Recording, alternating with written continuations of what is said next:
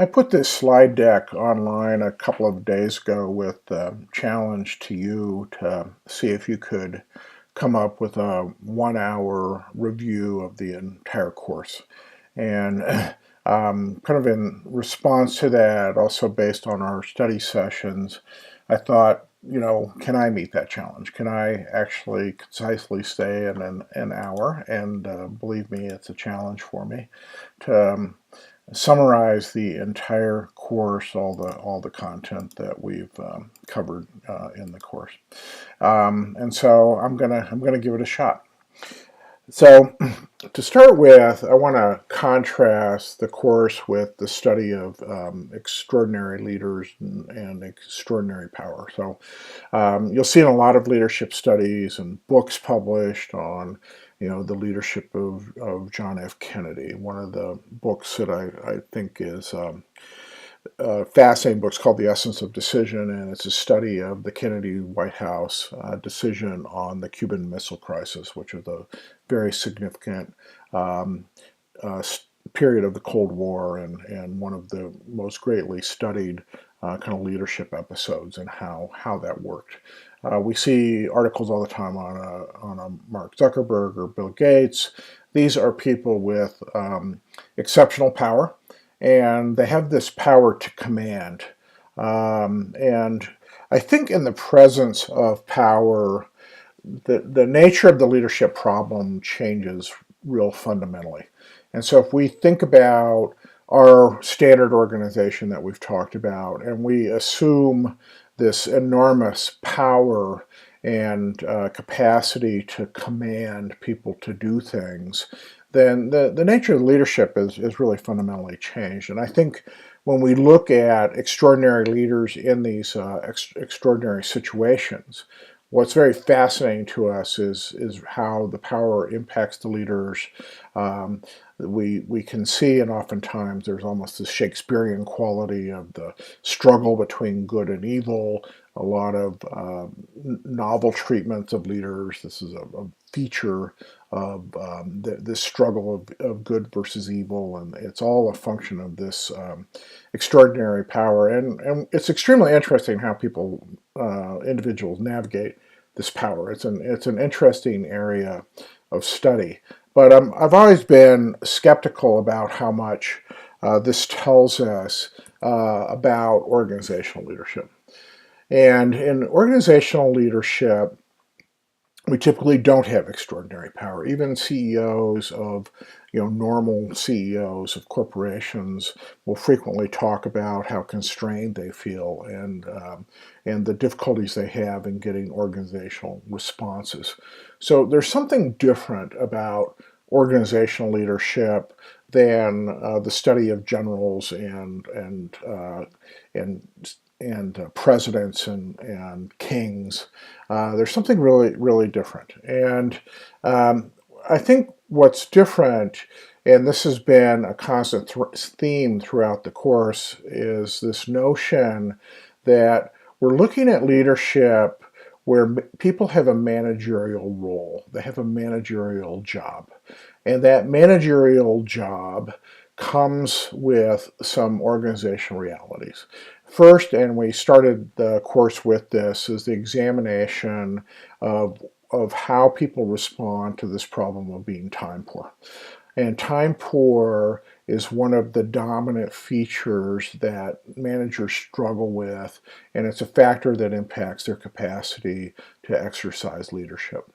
Managers also operate within a division of labor, and so within that division of labor, they have an incomplete authority and control over, for instance, solutions. So if we have something that requires the IT group to do work for us, we don't have the authority to command that.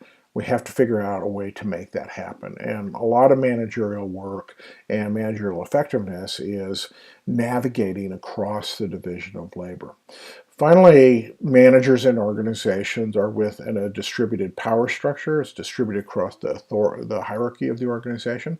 And very few of us will ever have the CEO level of power. We're constantly working within realm of authority that's granted to us, and we're trying to extend the power through our personal influence. And so organizational leadership is different. It's not, we don't have the opportunity of an extraordinarily powerful leader. We still have opportunities to be, I think, extraordinary leaders. It's just that we have to do it within the bounds of the power that we have to make decisions and to command. And we just typically don't have that. And that, I think, makes this challenge even more interesting. We talked about managers in an organization as leaders and some of the challenges that they face there. So again, one of the challenges is this division of labor. It doesn't matter which director we are dealing with a division of labor, and we need the collaboration of other people. And organizations' strength is the division of labor. We want to have a division of labor, and we have to practice we have to do our job as managers and practice leadership within this division of labor. We also have the status differences that are associated with hierarchy. We are dealing with people who are both more powerful than we are. They're higher level positions. We're trying to mobilize our peers, and then we're also trying to influence our subordinates, our productivity, our commitment to quality. There are many things that we would like our subordinates to do, and it's one of the things we're trying to influence.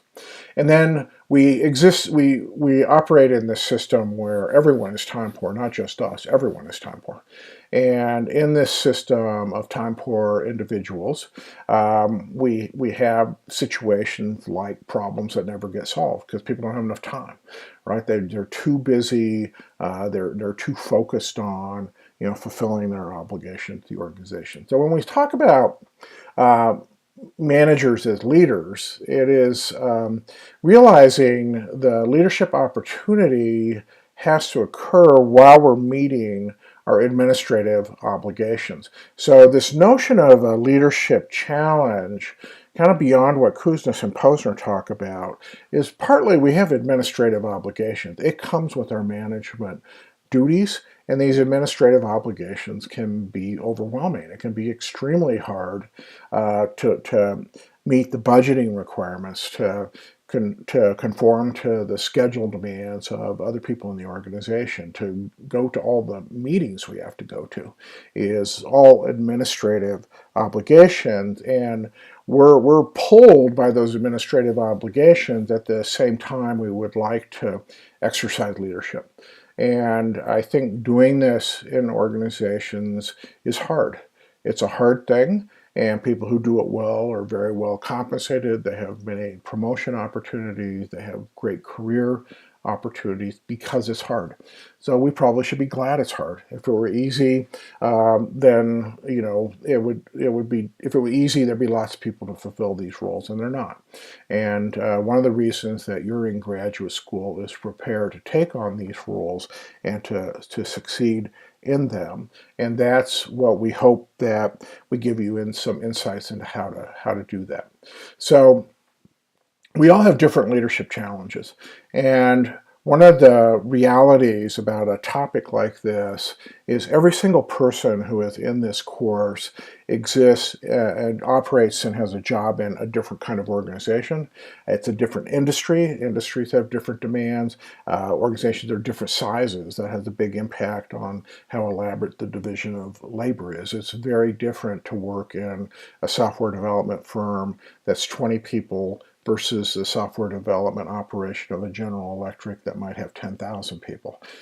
Those are fundamentally different organizations, different leadership challenges. The kinds of things that most leaders are worried about is improving their unit performance. How do we get our people to be more committed to quality goals?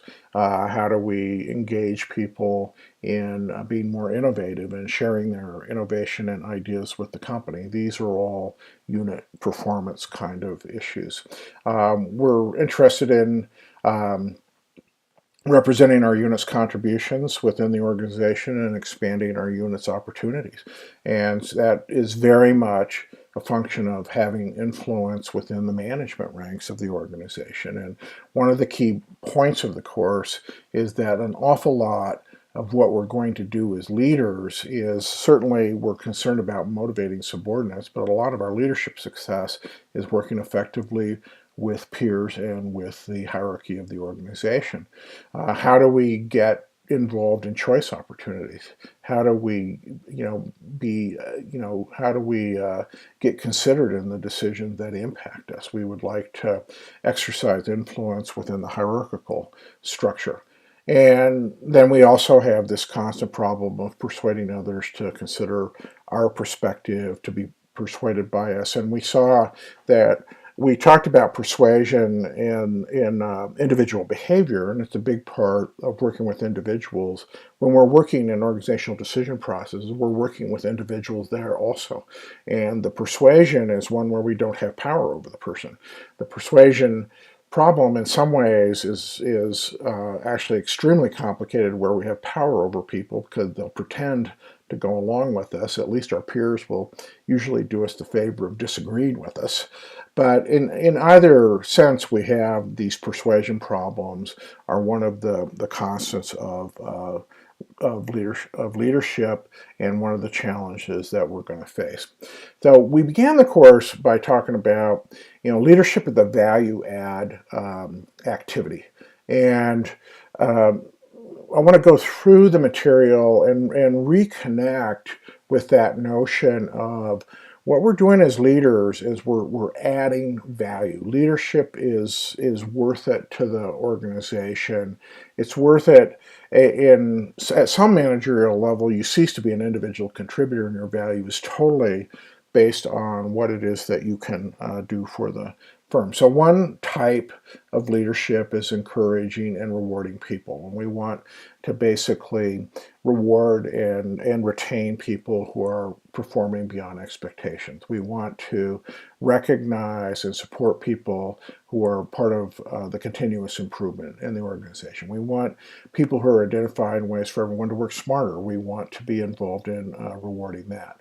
And then we want to also shape the behavior to improve the work of lagging performers. So, what is the return here? Higher productivity from our people, continual improvement, innovation, positive work environment. What's the technique, right? Social information processing model can help us organize our thinking and principles of everything that we've covered in the course. And this is the consequence, how we deliver consequences, right? And understanding that we need to put more effort into positive recognition and acknowledgement as a type of consequence that actually generates a lot of meaning for people as well. And the Kuznets and Posner coverage of this, I think, gives us great insight into the importance of consequence, not just for individuals, but also shaping the culture of the organization. So this is one of the ways that leaders add value. We add value by communicating and enacting. The notion of enacting is creating meaning, right? So, how do people know what the core values of the company are? Well, it involves leaders showing what people do is really critical. As leaders, we communicate by what we do and how we treat customers, suppliers, and one another. The articulating our strategic priorities and immediate goals, showing people the logic of what we're doing, the expectations that we have for individuals, and those are shown in who gets promoted and who gets rewarded. What are the definitions of success? Something that people don't necessarily know. It's something that leaders need to communicate and adds value. What's the return? People doing the right things right. We're making a contribution to business growth, customer retention, and repeat business, right, is all out of our employees, acting to achieve our priorities because they understand them. They understand what we should do. The self-direction, the notion that if we've done a really good job on the belief side, we don't need as much direct supervision. As a matter of fact, we can spend a lot more time on leading and getting people's ideas shared across the workforce, and a positive work environment. From a social information processing model, what are we doing when we're communicating? We are basically providing social information. We're providing social information, we hope, in a way that is trusted. It gets through the perceptual filters, but the impact that we're going to have in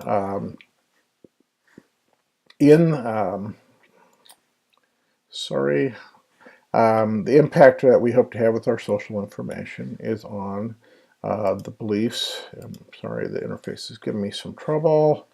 Um, the the beliefs of the individuals who are working for us. How do we add value? We're trying to get commitment to important objectives, buy-in to delivering on key initiatives, support for the firm's core values and cultures, fulfilling promises, and meeting performance goals. These are all things that we would like to achieve through leadership of our people. And again, what are the kinds of returns? Self-directed work, the individual initiative is really valuable to us. Lower supervision costs. So how do we generate commitment in an organization? Right? Is the commitment process is this process of behavior? We're soliciting behavior, and remember, one of the behaviors extremely important to us is verbalizations. People making their own decisions, and that works through them sorting through and having conversations with us, informing their own beliefs and attitudes. This is how we hope that an effective goal setting process works in our performance appraisal process. We're sitting down with people, we're helping them set goals, but it's their goals, not our goals, and they're much more likely to follow through on them if we run through that kind of joint experience process to drive beliefs and attitudes. We're interested as leaders in high performance cultures where learning is celebrated, innovation and improvement is continual, where failures are small, we have good learning cycles, we have lots of them, and where all the participants understand this notion that Kuzma and Posner talk about small wins. We build big victories by every single day doing things better. This notion of small wins, right? What's the return? Opportunity generation for everybody in the firm. Enhanced competitiveness, better firm competitive leadership in the industry, and engaged workforce, right? What is this mechanism? This mechanism is a socialization mechanism where we're working across groups to get a set of shared values, where this is the culture of the organization that we're working on. And this is an important way in which we add value to the firm. It's an important leadership skill to be able to do it. Create effective administrative systems that serve as a system that efficiently executes the routine business of the organization, that where we have an administrative system that actually has latitude, not the kind of negative sense of bureaucracy, but an administrative system that appropriately gives people guidelines and also appropriately gives them latitude and encouragement to exercise judgment, that encourages customer service and reinforces the organization's core values. You probably don't think about this as a feature of bureaucracy, but this is what we hope our procedural system actually generates value. It gives us operational efficiency with continuous improvement, enhanced customer service, can be an engaged workforce, but it's very much dependent on our leadership of that administrative system rather than the administrative system running us. We don't want to be in that position. This is, again, very much a culture building effort. It's a culture building where we have a common understanding of policy and procedure, how it works, and that doesn't happen unless we as leaders take the initiative to drive those beliefs, to drive those socialization processes to achieve this result. It's very important that we as leaders structure a decision making system that we want our groups to work well. We want collaboration to have a genuinely positive impact. We want to leverage the perspective of diversity in our decision making. We want to encourage integrative solutions that serve the best interest of the organization, that everybody strives for that as a goal. And it also is extremely important when we have effective decision making that, again, it happens from leadership. A lot of what we've talked about and analyzed are organizations don't work really effectively on their own. The social system overwhelms it. It is about leadership interventions. So what's the return? We're going to get timely and effective execution from competitive leadership in our industry. We're going to have a learning organization. Looking at our organizational model, what are we trying to drive? We're trying to drive a choice opportunity, which draws together people from all over different parts of the organization. We want to be leading that choice opportunity. Again, this matches the language and the description of the garbage can model, and it says when we have the choice opportunity, how do we run the group? How do we get the best decision made in that situation? We also very often want to mobilize organizational decision processes by developing a collaboration network that spans the silos. We're trying to make sure that the division of labor doesn't defeat us, that it actually does what it should do, which is provide great expertise and support for what we're trying to achieve. When we want to encourage coalitions of committed individuals to take on significant challenges, to join with us to produce positive results for the organization. We want to engage in choice opportunities that ensure proactive actions are adopted and implemented. One of the things we talked about the group process is groups very often they might make a good decision, but it's not implemented, then it's nothing. And also, we want to be effective in guiding implementation and monitoring effectiveness, right? So increased firm performance, expanded influence for ourselves, a seat at the table in these processes. So, how is this happening in organizations, right? Well, we're forming a coalition. It's something we're going to do because nobody else will. Our leadership will actually move forward organizational initiatives. We understand that we're going to bring together people from all different parts of the hierarchy.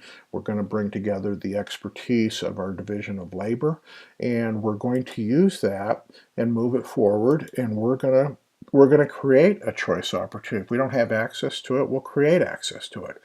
It's something that leaders do. Managers sit around and wait for something to happen. Leaders don't. And as soon as we start to understand, okay, this is how organizations work. This is the garbage can, right? So garbage can's a descriptor. We don't have to just take that as a given. We can do something about it. And that's this notion that we have of leaders actually going through this process of forming coalitions, of working on the participant side, of getting the solution and problem well analyzed and put together, so that when we come into the choice opportunity, we have a very compelling case for what we might do. So you're in this course, for a reason. There are some leadership challenges that, you hope to take on. So, what is it that you want to take on? I think that what you'll find is as you become an effective leader, right, one of the things that you're going to provide to the firm, it's one of your value add, is that you're going to see that people take pride in their work in the firm. And that's something you've accomplished. It's very important, and I think you'll find, this is best accomplished with humility. Leaders get plenty of credit, and let people take credit. Let them have the pride because you ultimately benefit. What's some other results of meeting the leadership challenge? I think you'll find satisfaction in the opportunities you create for other people. They'll appreciate it. They'll remember it. They'll remember it their entire life. It's I think humbling to see this because I certainly never felt I deserved as much credit as I got because people have this. I've just helped people discover their ability. I didn't give them the ability. I help them discover it and promote it. But they will be, they'll be very appreciative. I think you can claim with pride the organization's achievements. Part of the things we just talked about. What are you doing as a leader? You're mobilizing the organization. You're getting decisions made. You're getting stuff done, things implemented, and that is both a positive reflection on you and it's a contribution you're making to the organization. It's great to know that you contributed value, that you earned your pay. I'm always quite surprised. I have colleagues like this who don't think that their pay is their problem. I've always thought my pay is my problem, and I better be contributing value. And at the end of the day, I make a lot more than other people do because I've always looked at that value proposition. People who are at the same level as me, but I know at the end of every quarter, at the end of every year, I didn't just pay my way. I made a positive value contribution to the organization. Um, you also can be assured that your leadership helps your firm be more vigorous as a competitor and keeps your job viable. And also, the more success you have, the more opportunities you have. And then I think that there's a part of leadership that if you're really taking on that leadership challenge, and the big challenge is the demands of your administrative responsibilities. But if you're taking on the leadership challenge, you really have an opportunity to really have performed with integrity and I think served the greater good of the organization. And it's something to be very proud of. Something's a great accomplishment. I went over in the lecture. I'm now call it my leadership wayfinder, right? And so there's a part of what you're going to walk away from this course with. I hope you'll take some time to cultivate it. Is essentially a set of principles that guide you. I don't kid myself that everybody's waking up every morning and going, social information processing model, what a great set of insights. Let me carry that I'll get a little laminated card for my wallet. No, that's not how it works, right? And I'm a great believer in the quote been attributed to Einstein, but he didn't actually say it. This quote that education is what's left after you've forgotten everything you learned. You're going to forget a lot of the details. I hope you've learned a few things. And one of the things I hope you've learned and can walk away with, and I'm going to share with you my set of principles, but you need to have your own. Don't. I mean, I've steal with pride, and I've stolen from some of the best, I think, thinkers on the topic. But go ahead and steal with pride from me. But you really ultimately have to define yourself, your approach to leadership. So I think humility is incredibly important. Humility is about maintaining the preeminence of the team, of the group of people that you're working with, and spreading around credit because it deserves to be spread around is extremely important. This quote from C. Roland Christensen, who is the Harvard professor for whom one of our buildings is named. If you hope to lead, you must be able to love imperfect people. For me, this is a challenge. I am not the best at loving imperfect people.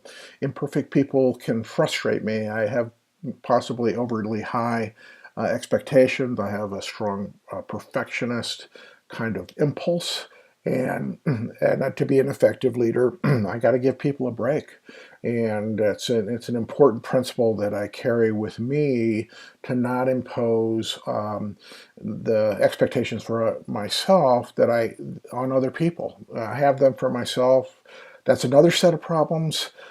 But don't impose it on other people and give them the opportunity to lead their way. This, for me, Stephen Covey, "Listen to be heard," is absolutely important. This is something that I think everybody could improve upon. It's one that's for me. There's this principle out of bargaining: hard on the problem, soft on the people. I find that useful to have as my philosophy.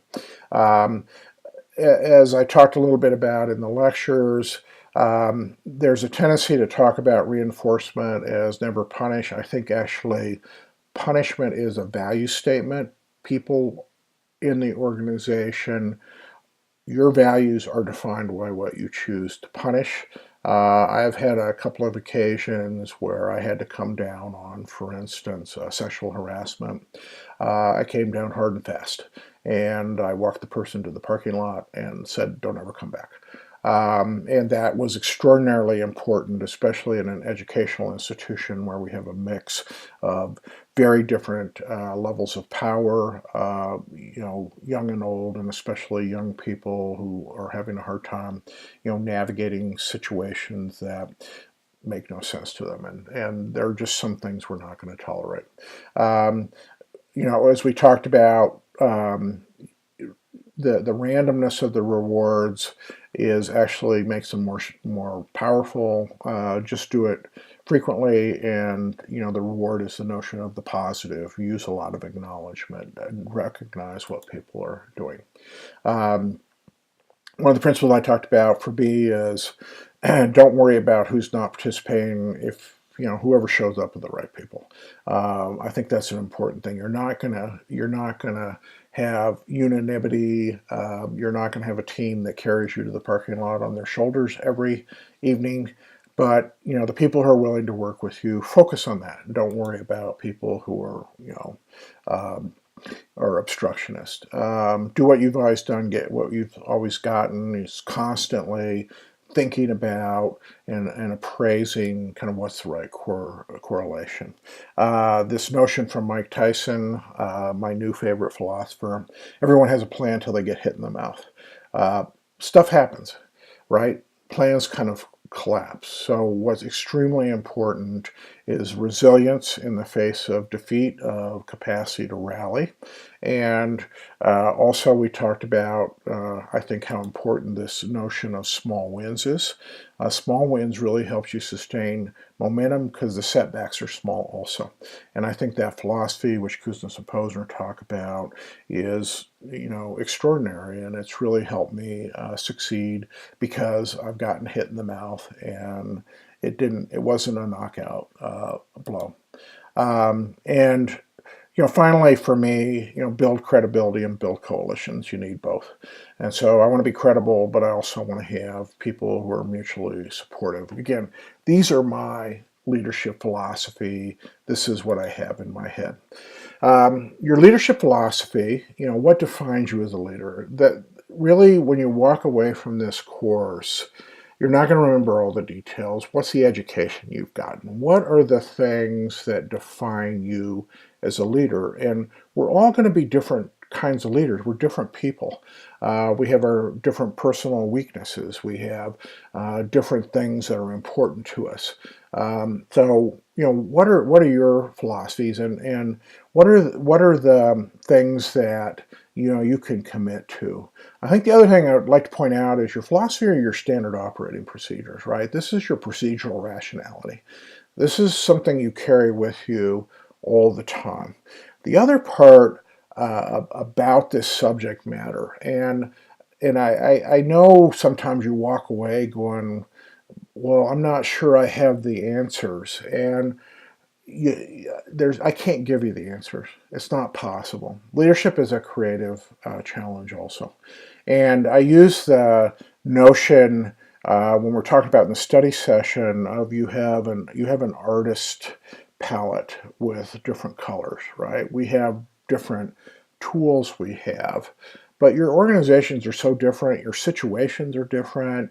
There's no checklist. There's no AI program that's to say, oh, this at this moment you should do this. Why? The personalities you're dealing with are different. Different people are going to take different approaches. You're going to have individual persuasion. You're going to have situations where you're going to have joint experiences and persuasion. You're going to have to use groups and group processes. Sometimes the group processes are merely to silence skeptics, and group processes can be as effective in doing that as to make a good decision. It's your capacity to produce results in the face of this creative challenge that is very much defining of you as a leader. Your philosophy is important, but your creativity is important as well. And we've given you some tubes of color. What you do with it and how you mix it really is your professional judgment. It takes, I think, some leadership development. You're going to make mistakes. Um, you hope you don't hurt somebody's feelings if you do say you're sorry. But you know, this putting this into practice takes some time. It's going to take some thinking, and things become, you know, you start to, your philosophy kind of sets you up to not judge too rapidly, to listen to people, to understand the situation. And I hope one of the things that has happened as you come out of this course is you actually think differently, you see differently. I use the phrase, you hear the organization, you listen to the organization, you know, you see things, you perceive things, you hear things that you haven't seen before. We're so embedded in these social structures of organizations, and they just exist and they just do stuff. And part of being an effective leader is your capacity to diagnose, to try and understand where your opportunities are, and then, you know, to mix the colors. You got to mix the colors to make, you know, the painting to get the result that you're seeking as a leader in an organization. So your last task, no grade, no evaluation. How do you make this knowledge your own? And I understand that you come to the end and you wish this was easy. And if it was easy, then there would be no high paid leadership jobs. It is hard. And your commitment to doing it and doing it well is potentially, I think, career defining and enormously valuable for you. So, with that, we'll see how we have done on our time, but I think I'm well under an hour. And I hope this is helpful to you in prepping for the final, but also I hope it's helpful for you in taking this material